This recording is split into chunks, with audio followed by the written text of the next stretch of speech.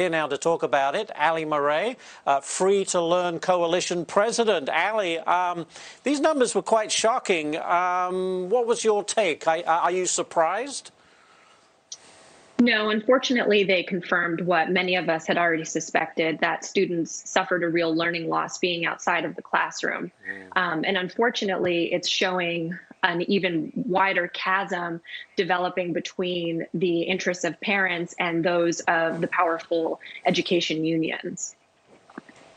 Yeah, it's interesting. I was just looking at some of the facts. You know, the report found that majority black schools ended the school year a full 6 months behind in math and reading. And those households whose average household income was below $25,000, they were 7 months behind. So there's certainly a correlation there.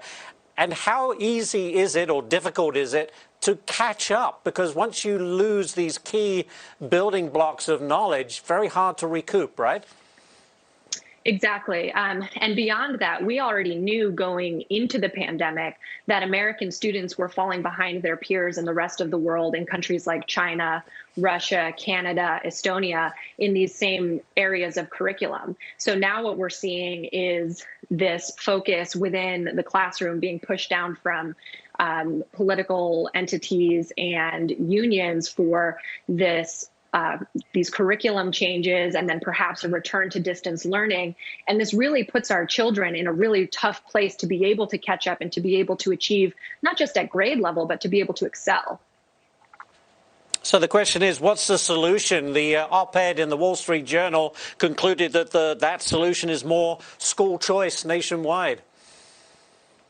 So I think we're going to have to look at a lot of different solutions. One thing that our organization does is we team up with parents within their community to help build transparency between the policy and decision-making process that a school is going through, so that they're not just hearing the voices of these education unions, and they're bringing into the fold the parents and the community members and taxpayers who are responsible for the education of the children within their community, making sure that we're elevating their voices and that they have a seat at the table as all of these policies are being discussed. Well, you know, it's interesting because it seems the teachers' unions are now kind of hedging a little bit about getting back into the classroom in the fall, since we've had these new guidelines from the CDC and mask wearing. I mean, what kind of damage? I mean, kids go back to school, they have to wear masks. That's still better than being at home, right? You would think so, but every community and every parent is going to have a different opinion on this. And that's why we think it's increasingly important to make sure that these decisions and policies are being made in concert with parents, with taxpayers, with community members. And that's something that our organization hopes to be able to help those parents achieve so that their voices are heard. Because you're totally right. You know, having kids in school and in person is extremely important, as we just are seeing with this new McKinsey study today. So anything that we can do to get those kids back in the classroom, we want to help. Yes, fingers crossed, the sooner the better. Alleigh, thank you so much for joining us. We really appreciate it.